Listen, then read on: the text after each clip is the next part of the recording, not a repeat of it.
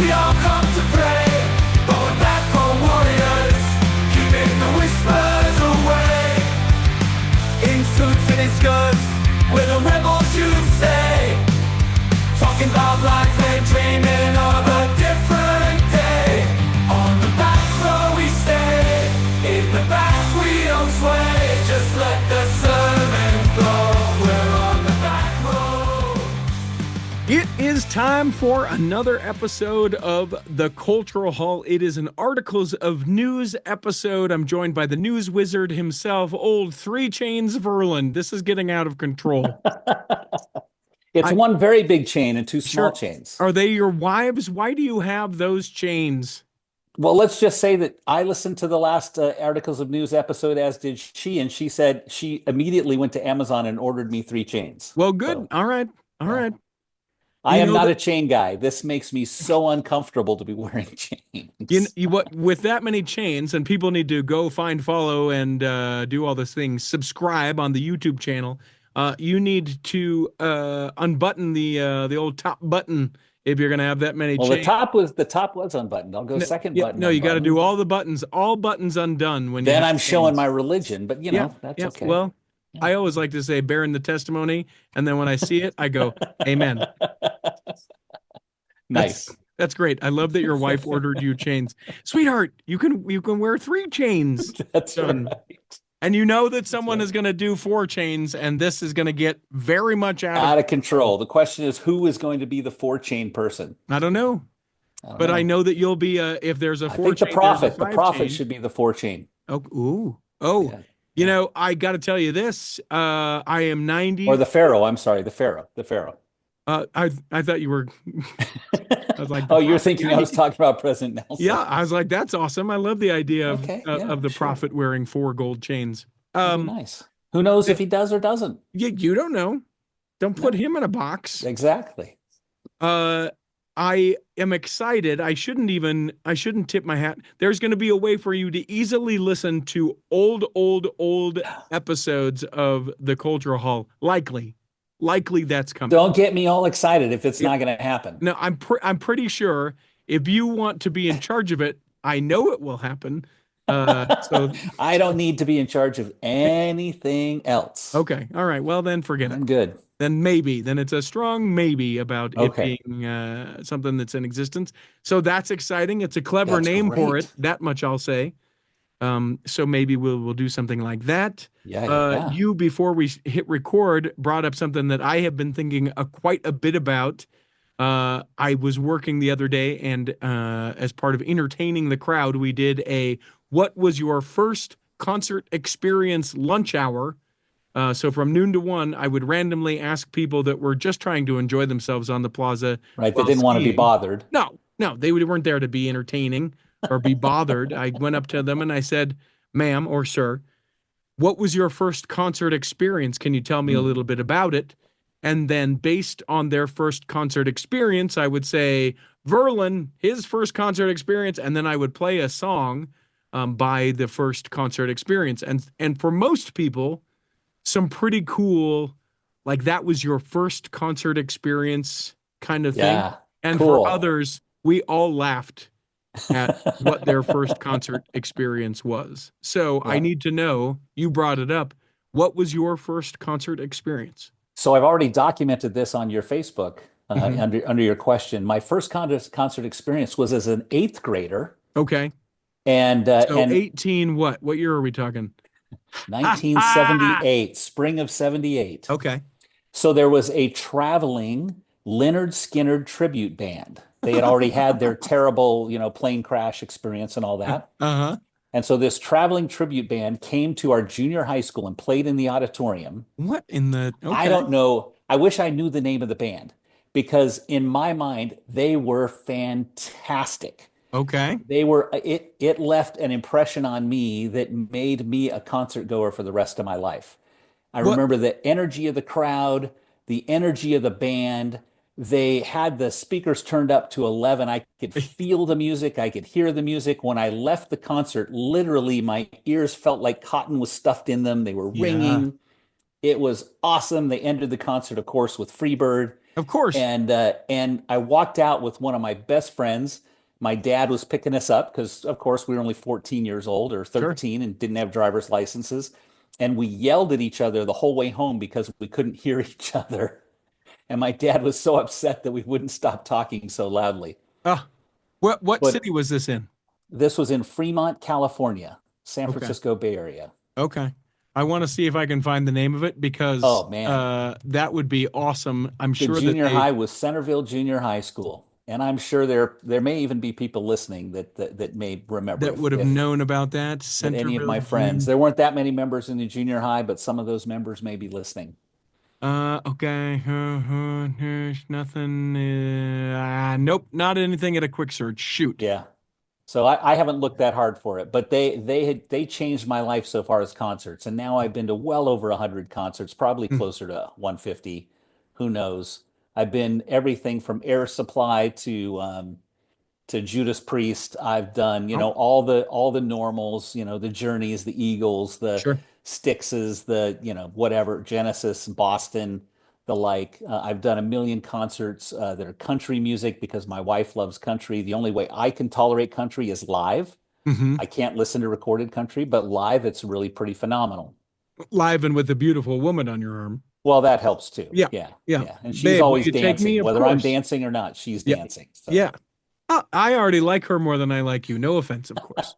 Buying that's you not a rare thing. chains. You're joining a team of many in that regard.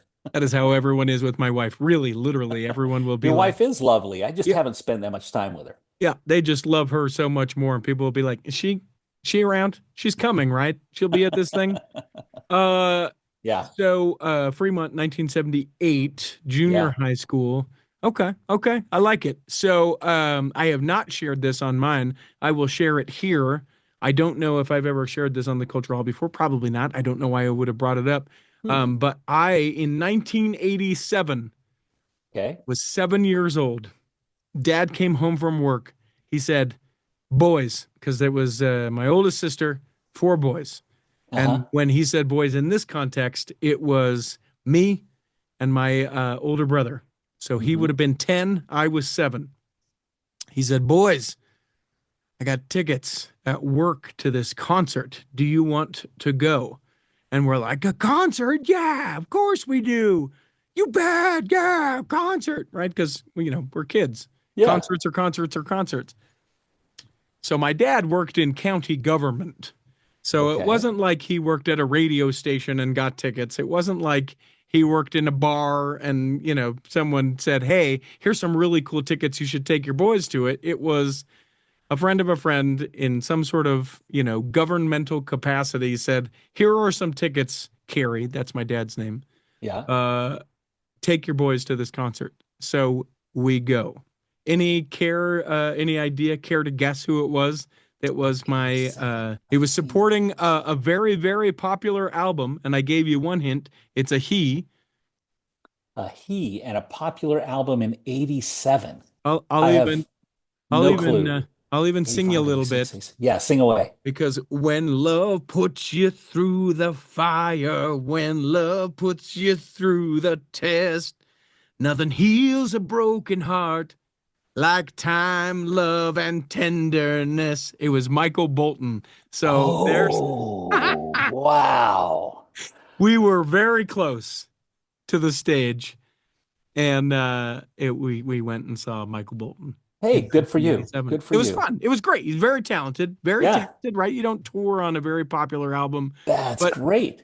it was not a Leonard Skinner tribute band or like one of the ladies that I met. The Beatles was her first concert Oh my she ever gosh. went to. Wow. Another one, she said she drove with her brother like 11 hours to Detroit to see the Rolling Stones. Like it Okay. was not one of these epic sort of stories. No, but that's great. I love it. A totally cheesy Yes. American Yep. nostalgic singer. Yeah, Yeah. yeah. That's great. And then I'll do you one more. The first concert that like I ever got a ticket to, Right? equally as womp womp womp. But I loved it because I guess that's kind of what I like. It Yeah. was 1994. I was on a date, not 16. I know. Judge me, why don't you? You I and me also had my both. shoulders out so that everyone could see. Again, equally as Ooh. judgmental. Uh, Muscle shirt or wife beater at the no, time? I don't actually know that. I was just throwing it out there. Just wanted judgment. I had to ask a girl that had a driver's license Oh, I because love I this needed a story. ride. I needed a ride to the Sierra Shell in Orem, Orem, Utah. Yeah. where the Everly Brothers were playing. Oh, Now, here's the thing. wow. If you're thinking who, you know the Everly Brothers more than you think you do. Yeah, you do. If Uh, you hear the songs, you know the yeah, songs. but when you think of 1994, the Everly Brothers, yes, they were that old. They died shortly thereafter. They had the original band members? Yes, Okay, okay. both Everly Brothers Oh, there. nice, It was an nice. epic experience. I was on a date. I was with a lady going to a concert of, Absolutely. of the Absolutely. Everly Brothers. Well, I've seen the Beach Boys, I think, 4 times in my life, Incredible. and they're fantastic, great entertainers, but each time the band has been almost 50% different Yeah, because of all the different members. yeah, because they have passed or Yeah. Yeah. Pastor no longer playing. I mean, I would love to have seen Brian Wilson. I never saw them with Brian Wilson. I wish. Um, Don Everly died in 21. So maybe I'm being a little bit Not of a that long jerk. ago. But Yeah. when I saw him, he would have been near 60.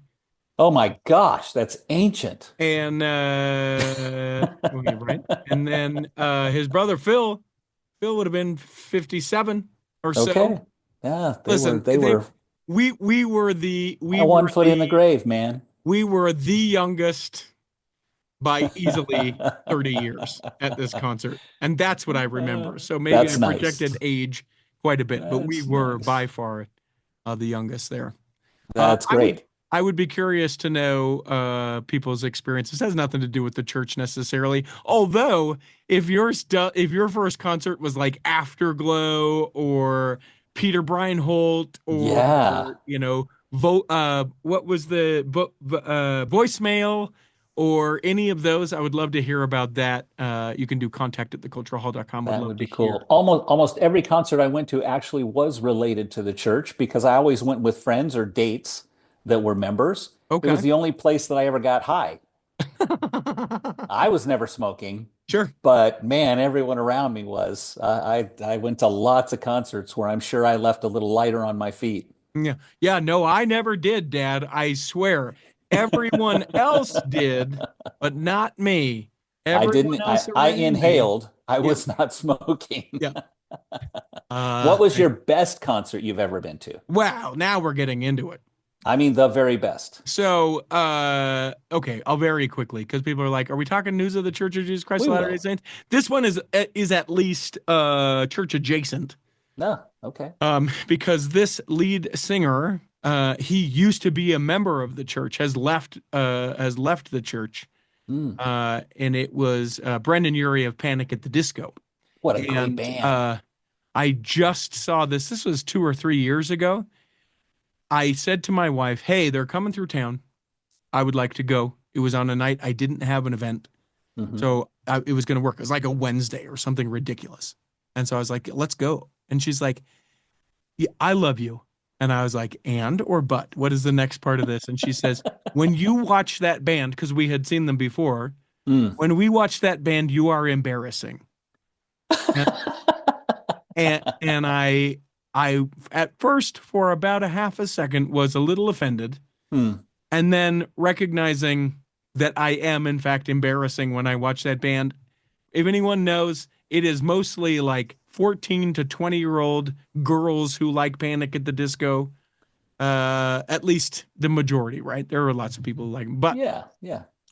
so she said, "You are welcome to go without me." And I said, "Okay, in that case, can I take the money that I would have spent on your ticket and put it with the money that I'm going to spend on my ticket and get a better ticket?" And she said, "Yes." And so there I am in the pit at the Panic at the Disco concert, easily 15 years older than anyone else that's there with me. Someone asked me if I was there with my daughter, how awesome was it that I would be there with her? And I was like, "No, I'm here by myself." I cried no less than 12 times Oh my that gosh. show. because it was unreal. It was unreal. The That's level awesome. of talent.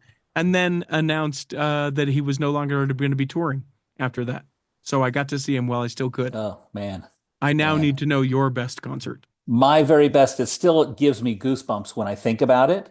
It was a long time ago. It was 1982 fall, Okay. and I saw the Police in concert for the Ghost in Okay. the Machine tour, All right. Sacramento, California. They played with more energy, and the crowd responded with energy I've never felt at any other concert in my life. Mm. Everyone was dancing, everyone was on their feet, everyone was singing along, and they played 5 encores after the Oh, show. wow. They'd leave the stage, the fans were just going nuts. They came back and back and back, and it was phenomenal. And then I looked back on it later and I realized also the opening band was amazing. It was Carlos Santana Oh my when gosh. he was in his down years. And I Okay. had no idea how amazing he was as a musician. So, of course, after going to that concert, I bought every Santana album I could, every Police album. Sure. I've got them all still. Incredible. It was a fantastic concert. And that one, the interesting thing was I took all of my brothers and sisters except for my youngest sister. So I was 18. I took my 16-year-old brother, my 14-year-old sister, my 12-year-old brother, Oh my gosh. and we crawled through the crowd to get great seats and totally enjoyed ourselves. And And mom and dad were waiting in the parking lot outside the venue until the end. And by the time we got out, they said they listened to the whole concert. They could hear the whole thing because it was an outdoor concert. wow. And we just had a blast. Hmm. It was a great family experience. And your parents were like, hallelujah, for one night we didn't have all those kids. Thank you, Verlin. Thank you for getting Yeah. rid of your brothers and sisters. We could talk to each other without being interrupted. They had my 7.5-year-old sister in the car with Oh, them. So, yeah. couldn't take the 7.5-year-old, huh? No, we should have. It would have been epic. Crowd surfing the 7.5-year-old. Exactly. All right, let's take a break. When we come back, we've got articles of news, the actual articles of news coming back after this. BestDJinUtah.com is the website. That is where you go if you would like me to come and DJ your event. Now, will I do a family reunion where you all wear the same t-shirts? You bet I will. Will I travel to wherever you're at? Uh-huh. Am I reasonable as far as what I cost? Yes. Yes. Do I bring a good time? Yeah, all the things. Listen, Best DJ in Utah, it's my company. It's a thing I do that allows me to be able to have the time to do the cultural hall. So if someone's getting married, you think, man, they need a great DJ. You're throwing a party, whether it's a 50th or 60th or 40th or 20th or whatever the party is. I've done them all and would love to be able to do that. An anniversary party, certainly done those. I did a baptism in 2023. Yeah, we did a big dance party at a baptism. Spoiler, not a Mormon baptism, but it was fun nonetheless. BestDJinUtah.com is a website. I will get back to you within 24 hours with a quote. Come on now. BestDJinUtah.com. Here in the second half of Articles of News, we do the actual Articles of News. I would ask Peter Breinholt to please hit it. You can't lose articles of news. And away we go. You sent an order, which I sent back. You saw the revamped order, yes? I have it right here. Okay, good. Just wanted to make sure because there are a few. I'm going to talk again with Molly the Ashton and get Nice. some of the pop culture stuff because there's a few pop culture things that There even is. aren't on the list that I had sent you and that you had sent back. So let's go That's to this great. surprise. Ba-da-da-da-ba-dee-dee-doo-doo. It's coming from nowhere. I can't believe it. Could we set our clocks by it? I had no idea. General conference will be in April, everyone. The church April newsroom. 6th. The church newsroom would like you to know that General Conference is in fact happening. It will be 5 sessions, and plan on it. It is unique-ish in that it falls on the 6th of April, an important day to Latter-day Saints. But Sure. it will be 3 on the 5th and 2 on the 6th. And at least at this point, I anticipate that the Cultural Hall will be tweeting or Xing about I would it. expect Follow so. us. Yeah. Follow us at the Cultural Hall. Verlin's going to volunteer for one of those sessions. I will. Absolutely. Yes. I only No have to problem. fill 4 more. Yeah. I don't know why. There wasn't anything new to this, was there? There wasn't anything new. The one thing I did notice is I think we have now permanently gotten rid of all priesthood sessions and all women's sessions. This is Yeah. what, the third or fourth time in a row where the Saturday evening session is general attendance. It is only billed and announced to be an hour and a half Hmm. that night. So now we have 5 standard sessions of conference. Which is sad to me for one reason only. I really liked going to get ice cream with my brothers, and you Yep, don't go and get ice cream as a family. you're right. I don't know Uh, why we don't do that. I don't know either. I But mean, I I will guess tell it's you because, the most of the talks I remember from General Conference are priesthood session talks for some reason.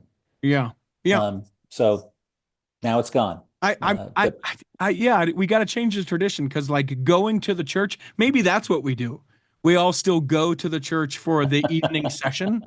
I mean it. yeah, Because yeah, there was something fun about there coming was. together. In the fall session, we were always in St. George because that's when the St. George Marathon is. And so Right. my dad would hobble in, not barely being able to walk after Oh, having run the marathon. You'd see other people doing the same thing, and we would watch it, and then we'd go get Nielsen's frozen custard on the boulevard. yeah. And it Ours was, was Goodberry's frozen custard after every Saturday evening session. yeah. So why, like, something? We got to do something. And we have to. We have to. I'm excited for General Conference. I love General Conference. I have to admit, I never go back and read it enough and listen enough. I'm glad we use it for content for lessons in Elders Quorum meeting. Hmm. But it's amazing. The other thing that I love, they did say, it provides an opportunity to receive personal revelation as general church leaders give counsel and direction. Sure. Um, I am a big fan of being able to receive revelation on topics that no one is talking about, although you're listening to prophets and apostles and other church leaders talk. Hmm. Hmm. And I'm a big believer in that. So I'm looking forward to that. Yeah, I'm gonna actually try and receive revelation this year. That's kind Good. of my goal. Yeah. Nice. When I go into the conference weekend like prepared and being like, "Hey, here's some things I'm thinking about," or like, "I got questions about this." It is far more beneficial than when I go, "Oh my gosh. Well, 10 hours, 9.5 hours. We're just going to study this in elders quorum and from the pulpit. Why do I need to do this?" Yeah. That's the Yeah. one thing that I wish we would do just a little differently. I want us to take like the big ones from General Conference and break them down. Hmm. Elder Kieran, an Elder Holland one every now and then, Sister Freeman, some of those, right? Let's still do Yeah. those in some of our Yeah. lessons. And then I would like a lesson on like being a better person. And let's just talk about being a better person, not quoting to anyone, but like, why are we such terrible people? Can we start Yep. here and Yep. do that? Why don't we handle money better? Can we talk about that? Different things like that. I would love those. I like what you talked about in an episode or two ago in terms of have that be the theme of the discussion, but Mhm. but have people choose the talk that they give the lesson on. Don't Yep. make that an assignment, right? Yep. Have them Yep. choose their favorite and come forward. I think that's what we're going to do in our elders quorum for the 6 months after this one. Yes. I think that's a better Changing hearts and approach. minds. Yep. Now you added this a late ad, breaking news, Easter instructions from the Church Communication and Missionary Department. Say more. Yeah, so released today, I received in my email as an Elders Quorum president a specific set of instructions regards to how we celebrate Easter this year. And I haven't even read the whole thing myself yet. What are Um, we doing? so let's read it, right? Okay. All right. Um, During the Easter season, commemorated by Christians across the world, the church invites all to experience the love of Jesus Christ and feel the reality and impact of his glorious resurrection for all. Greater love hath no man than this, that a man lay down his life for his friends. John 15:13, of course, is the scriptural foundation of this year's global Easter messaging theme of greater love. All areas and departments are invited to use the greater love theme as they invite all to feel the Savior's love, experience his love through greater study of his word during Holy Week, worship with us on Easter Sunday, and share his love by loving people as he did. To Hmm. help leaders and members, church headquarters will provide new greater love videos and images that could be shared on social media, templates for banners and signs that could be printed and displayed outside church meeting houses, inviting all to worship with us on Easter Sunday. Interesting. I think that's interesting. I'll come back to that. customizable templates for Easter programs and activity flyers that could be used in wards and stakes, a Holy Week study experience on churchofjesuschrist.org and Gospel Library, and leaders can publish their Easter Sunday worship services and other Easter ward activities using the activity sharing tool where available. Hmm. Okay. It goes on to say, as shared in the General Handbook Serving the Church of Jesus Christ of Latter-day Saints, Easter services should be limited to a 1-hour sacrament meeting. And then this, I think this is a little soft. They need to push this a little harder. It says, consider how you might plan a Christ-focused service that celebrates his resurrection and helps all who attend to feel welcome and loved. I wish they would say, you will plan a Christ-focused service. And I wish they had a parenthetical statement that said, not boring, please. Absolutely. Not that we go to church to be entertained, I recognize, but yeah, but it is a missed opportunity. I mean, any Sunday, really, if you get right down to it, but especially on Christmas and Easter when people are feeling the Spirit, to be able to be prompted to come to a building they maybe haven't been to before or haven't been to for a long time. Yep. To go, hey, you know what? Let's just juice this one up just a little bit more. Are we having a rock band? No, we're not having a rock band. Are we doing a full 7-course meal? No, we're not doing any of those things. But are we asking the person that will start out their talk, I don't want to be here. I don't want to talk about this thing, but here They we just are called me because 3 days obligation. ago. Yeah. No, we're not doing that. Don't do Yep. that ever, No. but especially not on Easter and Christmas. Bring the all-star team on these two events. Yes. You know? Yes. I mean, we had a 4-piece string quartet this past Sunday. Oh, yeah. That's the kind of thing you need on Easter Sunday and Christmas. And did you say, Absolutely. listen, this is like Easter, so instead I'm not coming on Easter? Is that how you're going to just? Oh, there's a good idea. I like that. Wait a minute. Yeah. Like Susan would let you. Yeah, well, we'll see. The hashtag greater love, that's the big deal with the church. So as we do that, talking with Carrie Muhlstein the other day, I said, hey, you did that awesome thing last year. So I don't know. I may just ask him, hey, based in, singularly on the materials from the church, maybe we'll do an everyday thing with Easter this year. I'm not sure. If you have a suggestion, an idea. One of the other things I floated to him was maybe we do with 7 days, technically 8 days, because it's Sunday to Sunday. Right. We take 8 symbols of Easter that are not Christ related necessarily and talk about how they are Christ related. Easter eggs, the Easter basket, different things like that, and be able to do that. But now that the church is going that much deeper on this, maybe I'll reach out and say, hey, let's do it this way, but only use the resources that the church gives to give an expression. Yeah, could be kind of a fun thing. Yeah. I'm going to bump the immigrant story because I want you to talk, because you love the sports, about the BYU basketball women's coach. And then I've got a brief BYU men's 2 things, as a matter of fact. Wonderful. Wonderful. So I have become a fan of the women's basketball game. And we go to women's basketball games here at the University of North Carolina, and I've actually started following the women's basketball team at BYU. Okay. And I really started following it, I'm going to say 5 years ago. Okay. They've had a new coach for 3 years, Amber Whiting. And midway this year, I started to think maybe Amber's not going to be around much longer. Sure, her first season was a losing season. Second season was a losing season. Third season, she's had terrible luck when it comes to injuries. She did have a couple of players go into the transfer portal and lost a couple of great players. They've had a losing season this season. And so BYU announced earlier this week that they've asked Amber Whiting to step away as the coach of the women's basketball team at BYU.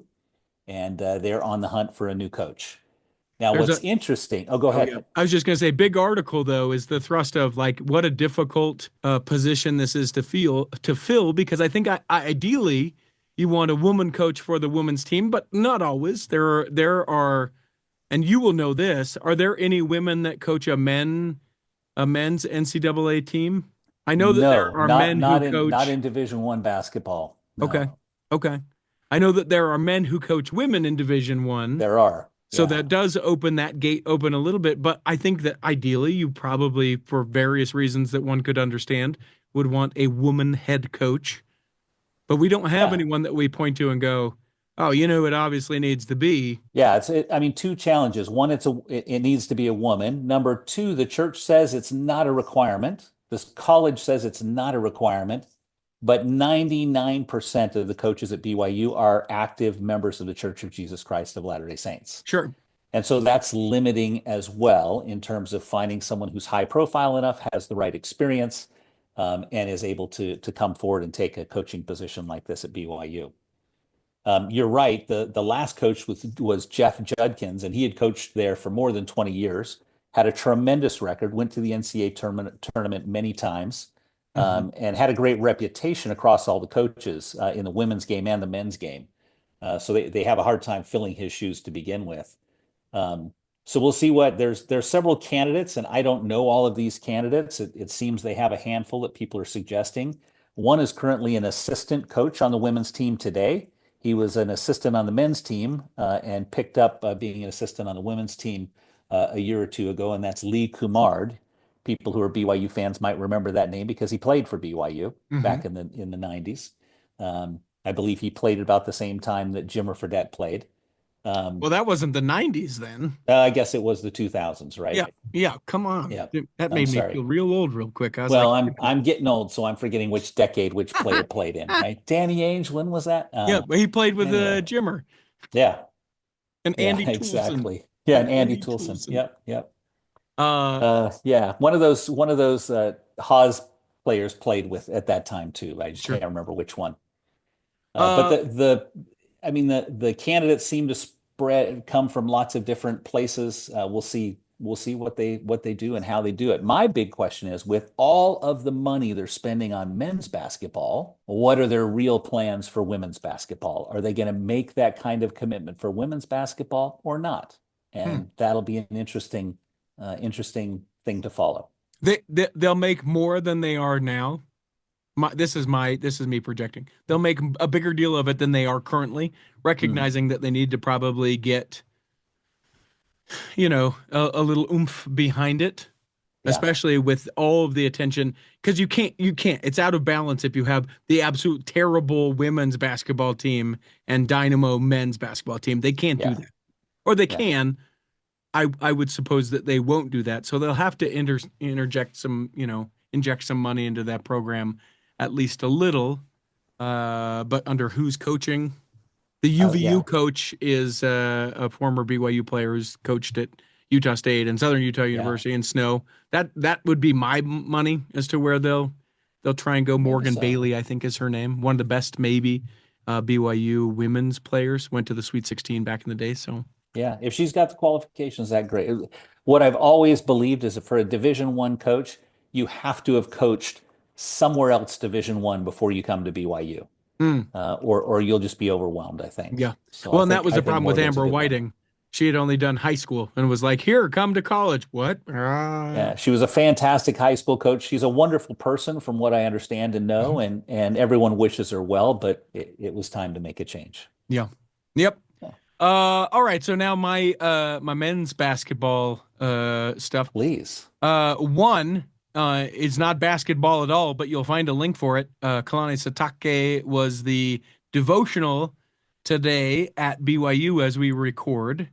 Coach Sitake did the hour-long Tuesday devotional at BYU Provo, and from all accounts that I've seen about it, did a tremendous job.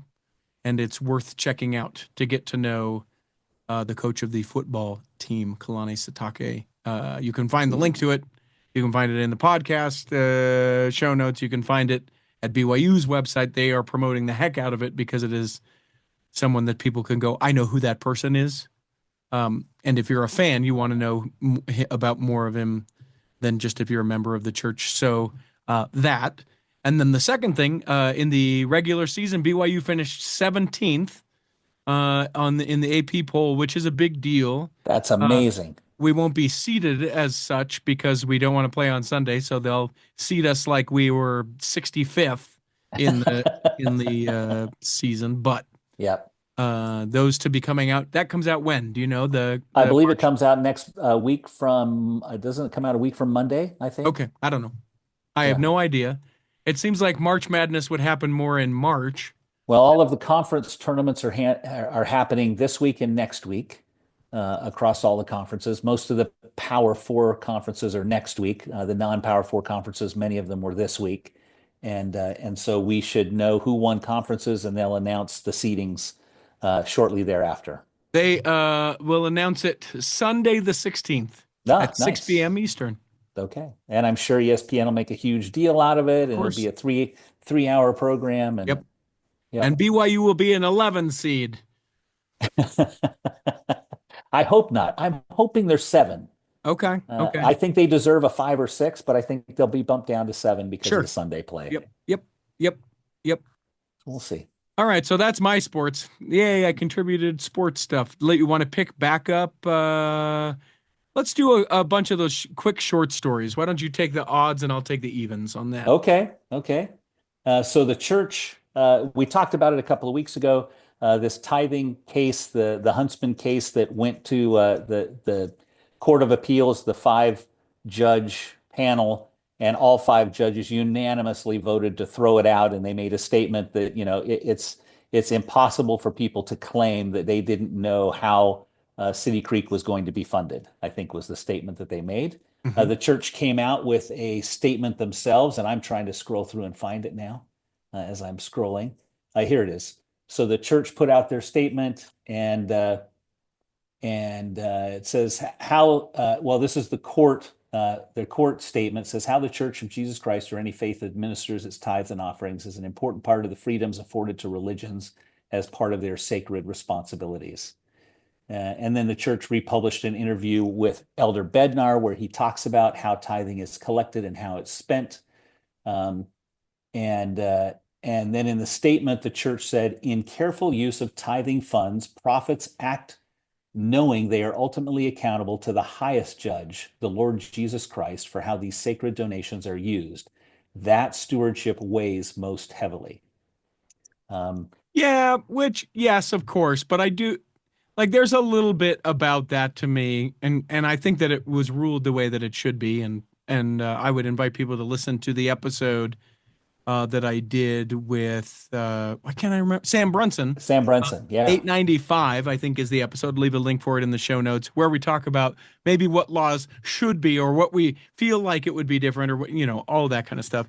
Mhm. But and I let me thread this needle very carefully. One of the things that is hard for me is where it's like, well, man's laws don't matter compared to God's laws. And it's like, okay, but also like articles of faith where we believe in and uphold the laws of the land. So let's be very careful how we're like, well, it is this way, but I want you to know that the way we find exception through this is because God has a different view. Like, you know what I'm saying? Yeah. It So feels neighbory icky to me.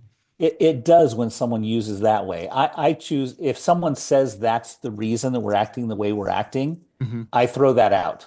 Yeah. I think that's baloney. Yeah. I won't use a tougher word for that, but it's baloney. Hmm. We're acting as men act, right? We're acting as corporations act and as any other wealthy organization or individual acts. And what they do is they push the law to the edge of the law. Hmm. And everyone, including us personally, when you file our taxes or you have someone file taxes for you, they're trying to pay as little as possible. Sure. And they'll do everything legally allowed in order to do that. And that's what the church did. Um, they took advantage of certain laws and loopholes in laws to act a certain way. Is that right or wrong? Everyone can have their opinion on that. Should we hold them to a higher standard? Yes, probably. Yeah. Yeah. Um, But and can as the we, laws should we, change, yeah. then we'll obey those laws, Yeah. right? And I Yeah. don't even pay taxes, Verlin. So I hide all my money from the government because You have shelters yeah, full of cash. yeah. Yeah. I've I have Postum cans full of it buried in my backyard. There you go. Postum can full of Number cash. 10 Postum cans of cash. Uh, so I'm going to lump two stories together for this next one. Sustainable water to Mexico, which I think is just absolutely cool. There is the community of Villa de Santa Ana Nichi, Nisi? Sounds I'm good to me. in Mexico. What the church donated was basically a drinking water system. It's providing drinking water to 5 neighborhoods, benefiting 2,500 people, elementary schools, university, and a hospital. Additionally, 88 solar panels will be installed to ensure a reliable water supply and reduce operational costs. Before the year 2000, the region also had high rates of typhoid fever, in addition to gastrointestinal and parasitic diseases. Um, they collaborate with this community, said Carlos Gabaldon, an Area 70 representing the church. We believe the importance of helping our fellow beings meet their basic needs and build a better future. And it certainly shows the privilege that you might have when you don't consider just how life-changing clean water would be. Like, I know it. I Huge. intellectually know it. I logically know it. I Yeah. read the article and I go, yeah. But then when you go, oh man, this donation was able to do this for this many people. And I like the symbolism of bringing water to people, right? The Yeah. allegory, the metaphor, the simile, the If you can bring them the comparison. water of life, why not bring them the water of the gospel too? Yeah. Yeah. Yeah, Yes. absolutely. And The you know living that that's water. opening doors, and even if it's not, let's say, let me throw that out there. It is taking care of people is the way that Christ would have us to take care of people, regardless of an eventual church membership or not. So Yeah. that was one part of this story. This is a completely different story, but I do Well, want. before you leave that one, I wanted to make an observation. Okay. I'm betting that because they're getting clean water, they don't care how clean and what clean means. They're getting clean water, fluoridated or not. Yeah. I'll just leave it that way.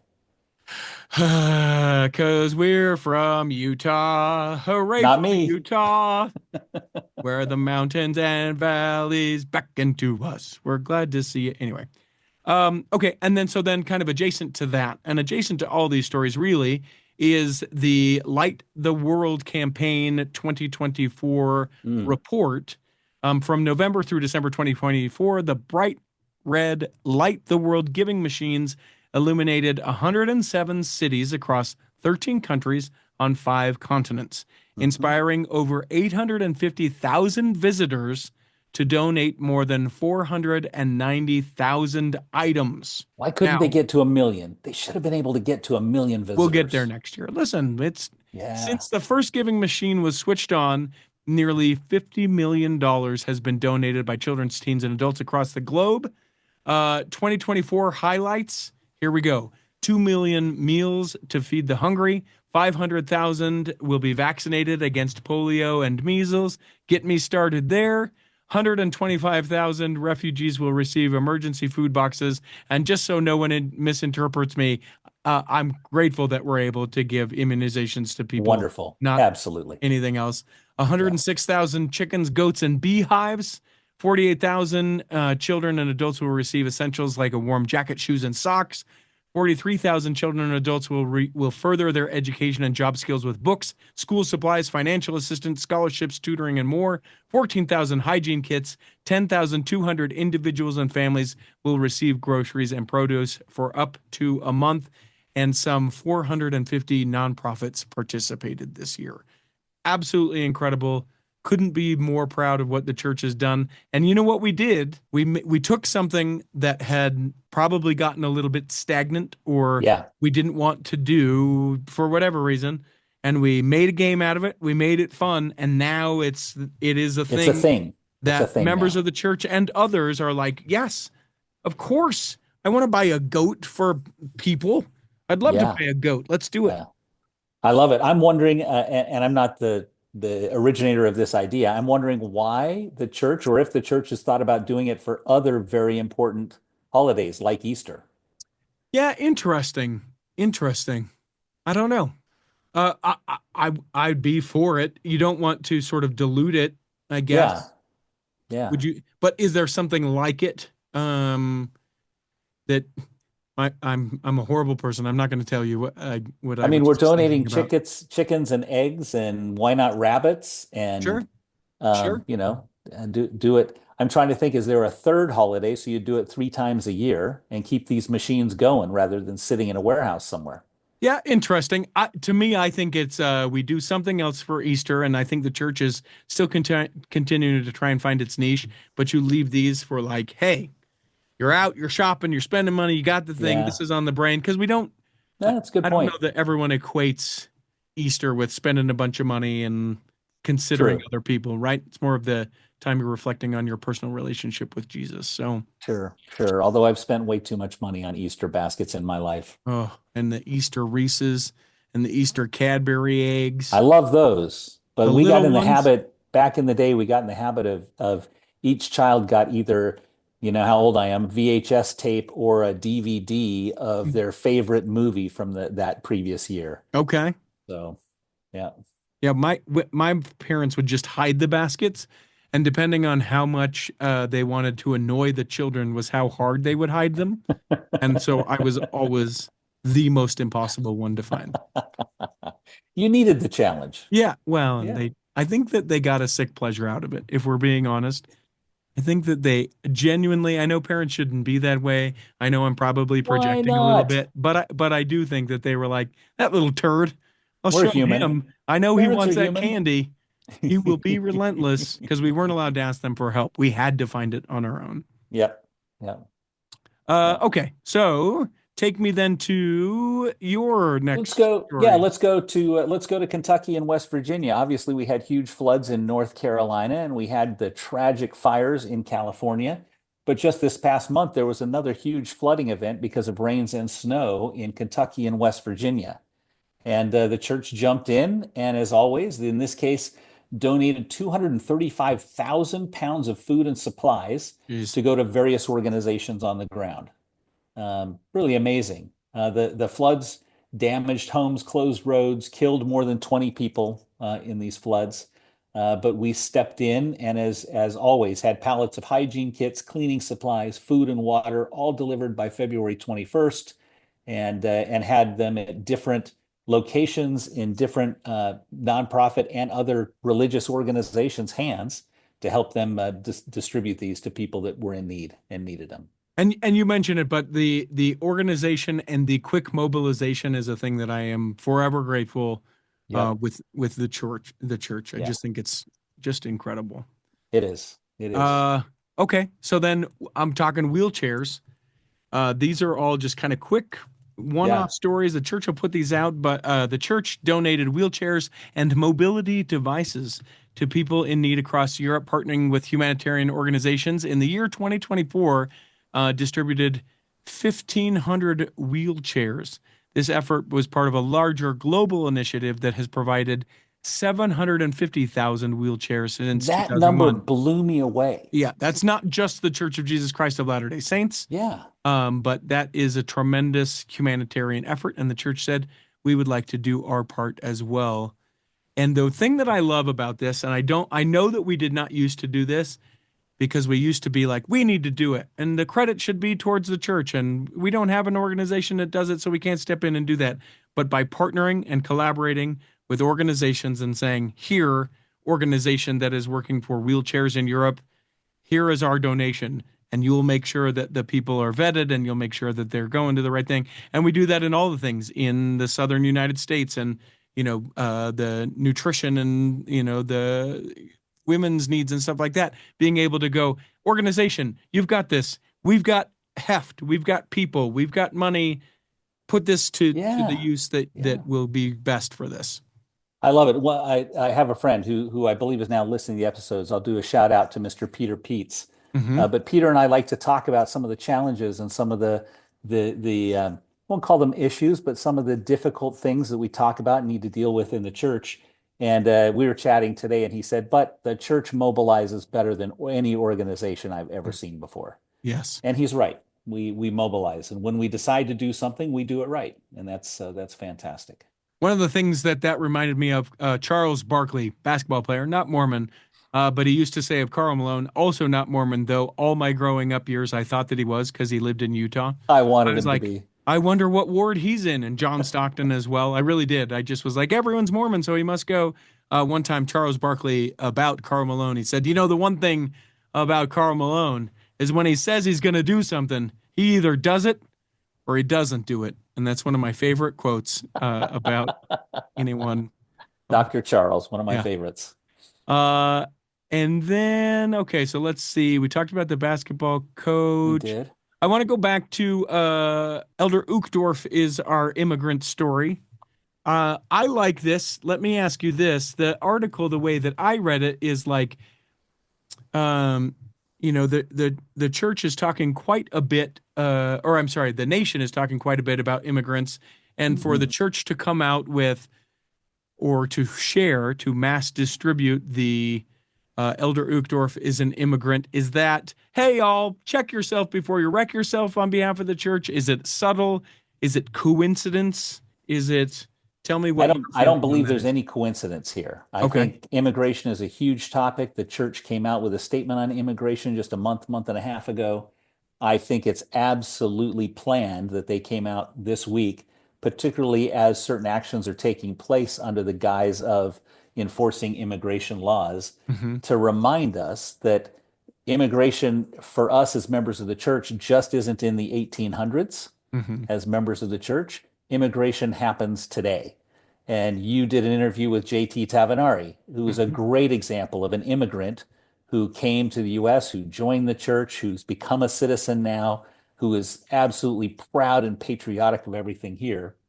And the point made for Elder Uchtdorf is he has been in refugee twice in his life, first fleeing from Czechoslovakia to East Germany as a child, and then a second time from East Germany to the West as a child. And this, immigrant refugee who had lots of reservations and who came from a very poor circumstance, a very humble circumstance, became a senior executive in one of the world's largest airlines and is now an apostle of the Lord Jesus Christ. Hmm. Um, and so I think it's meant to remind us that anybody can be can have that happen, and everybody is a soul in front of the Lord, and the worth of souls is great, Yeah. as the Lord says in Scripture. So your bleeding heart wants criminals to be able to come to our country? Is that what you're, I Of just, course not. uh, Yeah.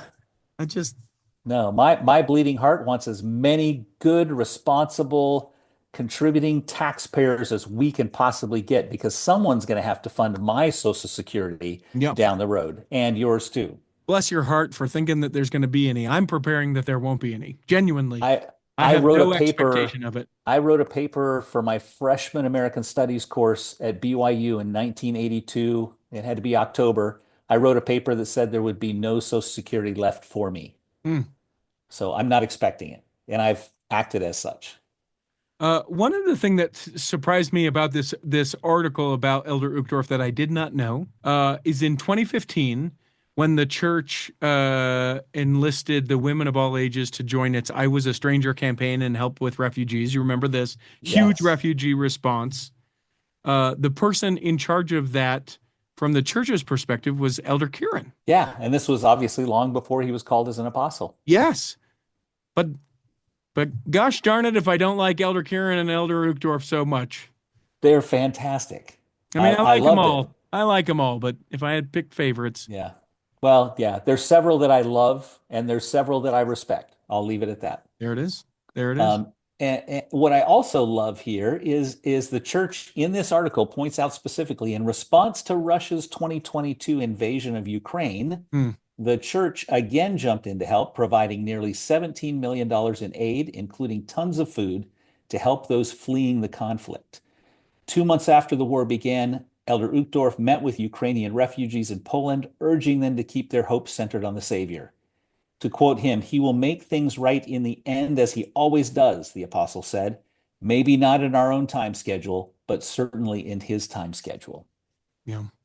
And I know just, I mean, I don't understand it.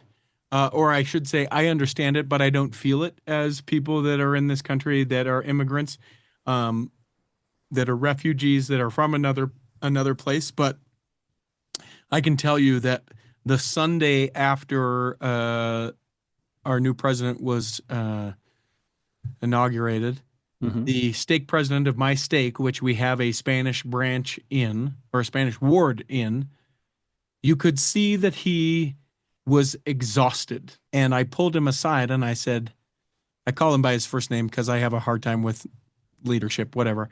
And I said, "You all right?"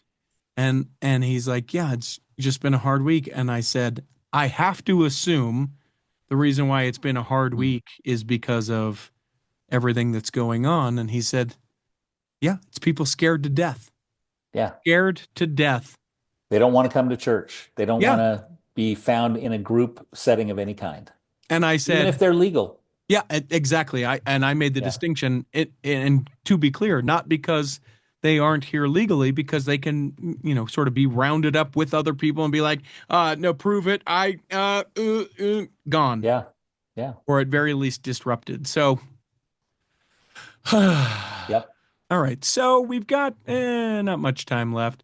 Let me look at the order that you gave me of things. I've been back and forth with it, and forth and back, and all of the Are you things. trying to stay away from the ugly news? No, not Okay. necessarily. Okay. Good. I just I just we'll get to it in another news episode. I want to finish here. There is a podcast that I have been listening to, out of Australia, Ah, and it is a fascinating podcast to listen to. Here is what it's called: Should I Spit? And you're thinking, all right, Richie, I know that you like to make jokes. Where is this headed?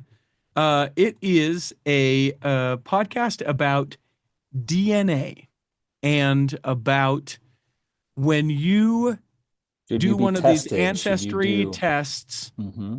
um, what happens, what can happen, what is happening that maybe people don't know about. And the only thing that I'm regretting about listening to this podcast is that it's not finished being put out yet. And so, like a sucker, now I have to keep checking. I don't know when they publish, and I don't know how often they publish, but it's an investigative thing where this guy, because of the genetic research that can be done now, there was a woman that was killed, I want to say like late 90s. And mom has been relentless about finding out who it was that killed her. There was Right. DNA evidence, very significant. We'll leave it at that. We'll leave it at Uh, that. Yeah. Evidence that was left at the scene. Mhm. In the time of the 90s, the DNA research was not able to identify it. Now, because so many people have taken DNA tests, they said, here's the thing: we can tell you the last name of the person who killed this person. And so Yep. then they go, okay, who could have been around here? And that weeds out some people. Who would have been these ages? Because they knew like the rough age of what the person would be. And this guy, this innocent guy, gets called in to the police station and is like, come on, you'll be able to make it easier on yourself if you just admit to it. And he's like, I've never even been to this place. I don't know who this person is. But because they have probable cause, because you can't, it's not something you can fake. He can't Right. fake his DNA being a part of this line. That Hmm. they're like, listen, there are 6 people that with the last name that are between these ages that are men that blah blah blah blah blah.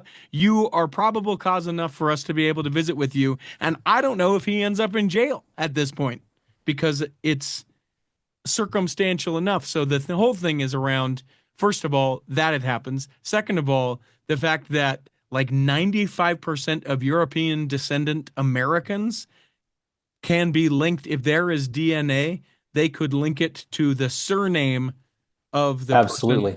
who Yeah. did it because of, and not everyone has done the DNA test, obviously. Have you done one? Yes, I Yeah. have. Yeah. And I have too. But because I did it, I basically, all of my You've cousins, identified etc. all of your direct family Yeah, members. Yeah. exactly. Exactly. Yeah. And so because they were popular enough, so on and so on and so on and so I on. think So this, I talks think about, the statistic was something like so long as 3 to 4% of the population does a test, they can identify almost anyone yeah. in that population. Yep. Yeah. Yeah, and so there have been like 30 million people that have done it, and there's some ethics around it, and can they be able to do it, and all those things. Sure. Fascinating thing. It's a listener podcast, which is I think listener is like the network, like NPR or something like that in Australia, Okay. and then it's called Should I Spit? There are various seasons. Hmm. Some of the seasons you do not want to listen to, so make sure you get the Should I Spit season of that particular podcast. That's not finished, and re-listening to Heaven's Helpline. I'll tell you what, it is worth a listen. It is worth listening to because I listened to it again. I'm not finished the second time through, and I'm just like, yeah, with all the cases, and this is what Verlin was alluding to, cases Yeah. brought of abuse in California. I I recognize that the way that we'll explain this happens in all churches, and It happens in all organizations. Right. it happens in all organizations. People will be people. We don't get the plan of not anyone having agency was the adversary. So this is just, However, yeah. However, we could do more yes, so that this happens less.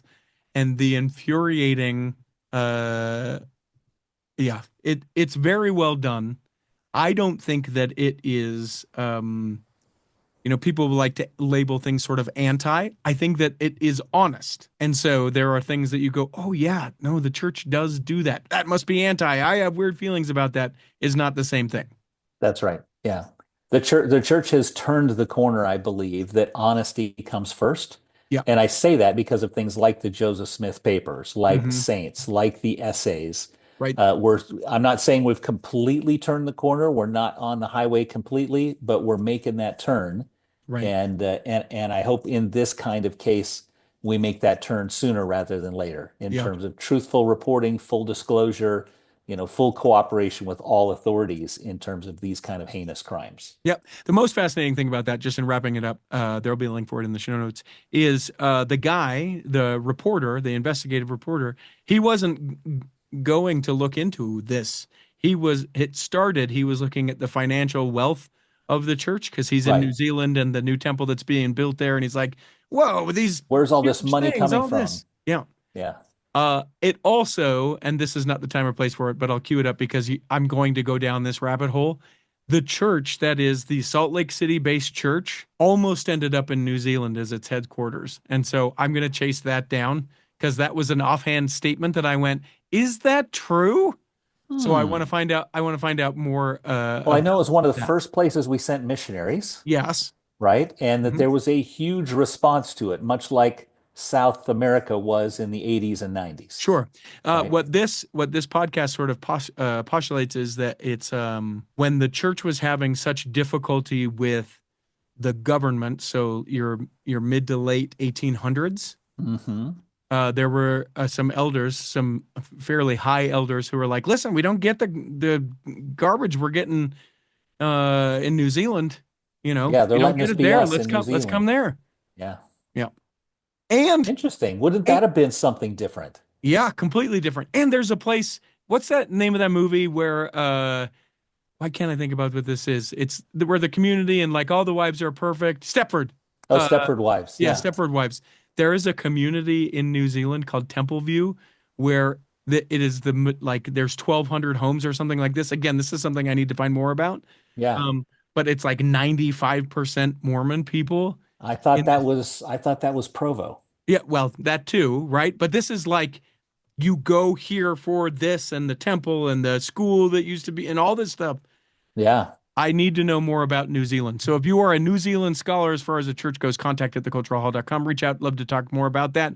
That's it for news. Old Three Chains, the magician.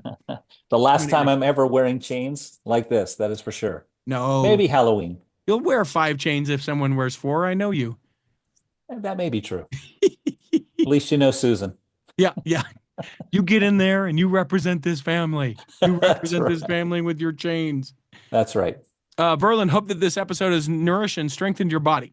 And if you weren't feeling well this week, you'll be feeling well enough to listen next week. And then when the time comes, you'll be able to travel home in safety. Can you believe how much news we got to in this episode? It's amazing. We got Yeah. to a lot. In the meantime, Chris at Alpine Lakes Travel, Debbie Wanless, Chocolate Cake Bites Podcast, and the Tiger with a U will be saving a seat for you On the back row of the Cultural Hall. Wait for me to click stop. Save me a seat, it's sure to be neat on the back row. We